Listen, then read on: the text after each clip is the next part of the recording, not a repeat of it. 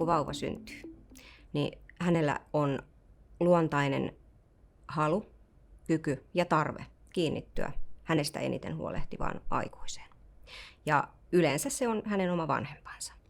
Ja vauva hakee reaktioita, hän hakee vastakaikua, hän hakee vuorovaikutusta. Jos hän itkee, lohdutetaanko häntä? Jos hän hymyilee, hymyilläänkö hänelle takaisin? Ja jos vanhempi tekee näin, niin lapselle alkaa kehittyä sisäinen olo omasta tärkeydestä. Siitä, että minä ja minun oloni ja reaktioni ovat tärkeitä.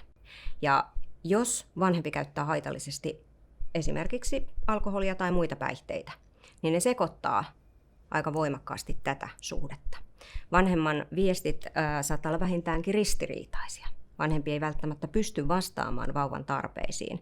Ja sieltä alkaa semmoinen negatiivinen kehä siitä, millä lailla vauva ja lapsi ja myöhemmin nuori ja aikuinen, minkälaiseksi ihmiseksi, kuinka arvokkaaksi hän kokee itsensä.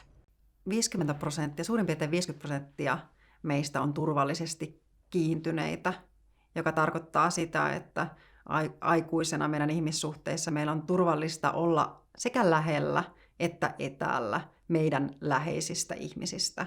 Erityisesti ne ensimmäiset elinvuodet ovat erittäin kriittisiä aivojen kehityksen kannalta, ja siellä tämä varhainen välittäminen ja tämä turva korostuu hyvin voimakkaasti lapsella. On vaikea luoda ihmissuhteita, on vaikea luottaa toiseen, että kun sulla ei ole tavallaan muodostunut semmoista omaa, että sulla saattaa olla vähän koko aika semmoinen turvaton olo, ja silloin on hyvin vaikea niin päästää ketään tosi lähelle. Suurimman vaikeuden on tuonut se, että tavallaan siellä lapsuudessa ei luottanut niihin ihmisiin, niin mun on hyvin vaikea luottaa ihmisiin nykyäänkään.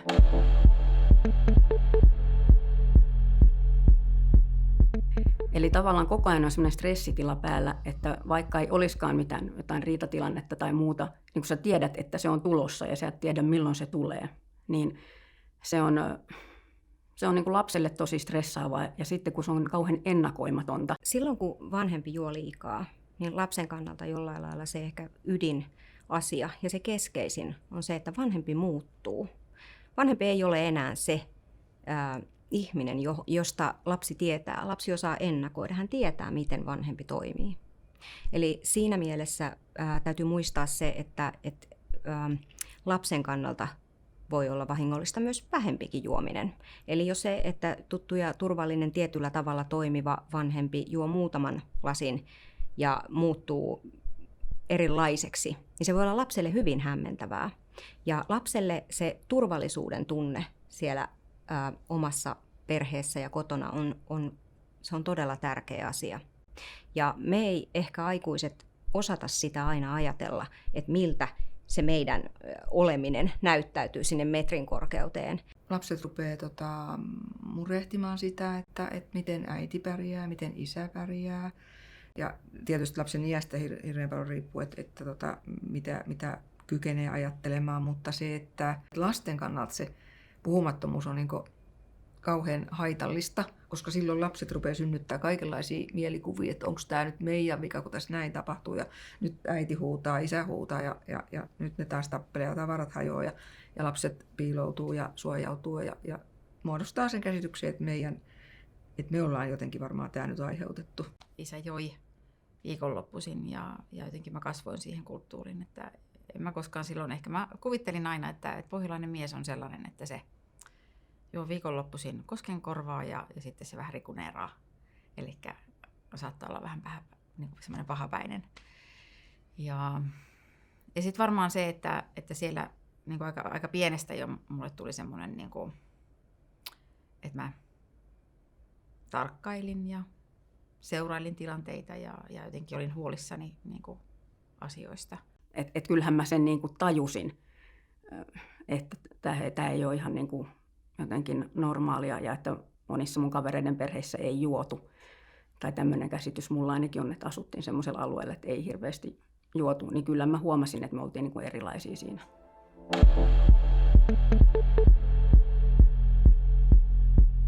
Jos ihmisellä tämä perusturvallisuus ei siellä ensimmäisten elinvuosien aikana pääse syntymään, se altistaa hänen loppuelämänsä sekä päihdehäiriöille että mielenterveyshäiriöille.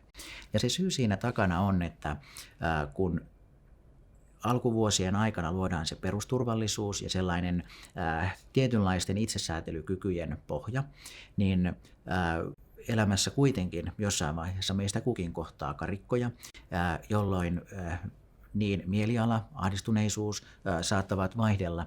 Ja jos meillä ei ole kehittynyt sellaista tietynlaista pohjaa sieltä, niin on huomattavasti isomman työn takana opetella toimivia itsesäätelykeinoja, jos ajatellaan psykologian näkökulmasta, miten ihminen pitää itsensä kasassa erilaisissa kriisitilanteissa. Meidän ihmisten tapoihin ratkaista erilaisia ongelmatilanteita ja haasteita elämässä ja kohdata erilaisia tunteita, niin hyviä kuin huonoja, niin niihinkin me tavallaan pohjataan sieltä lapsuuden ja nuoruuden kautta. Eli se, minkälaisia eväitä meille on annettu olla erilaisissa tilanteissa ja kokea erilaisia asioita.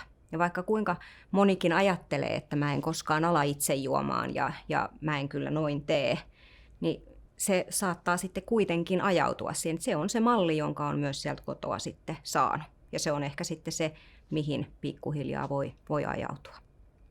Esimerkiksi sellaiset tilanteet on pelästyttänyt mut, että jos mulla on ollut joku murhe tai ylipäänsä joskus jos on ollut vaikka tylsää, niin sitten mulle tulee sellainen mieliteko, että mun tekisi mieli juoda. Niin ne on niin kuin ne tilanteet, joissa mä oon niin kuin aivan ahdistunut, koska sitten mä niin kuin tunnistan sieltä sen niin kuin lapsuudesta niin kuin omien vanhempien tavan rentoutua, koska se on niin kuin ainoa keino rentoutua, minkä mä oon nähnyt. Niin sitten senkin takia jotenkin on pelännyt, että ajautuu siihen samaan. Huomattavan paljon helpommalla ihminen pääsee, jos ne ensimmäiset elinvuodet ovat olleet turvallisia, ennakoitavia ja on tällainen turvallinen kiintymyssuhde päässyt kasvamaan. Se on kuin rahaa laittaisi lapsen pankkiin tai tilille todellakin. Kuitenkin kun on tutkittu näitä välttelevästi kiintyneitä, joista tulee helposti addikteja, jotka lähtevät hakemaan sitä mielihyvää päihteistä tai riippuvuuskäyttäytymisestä, niin heilläkin on tarve kiintymykseen.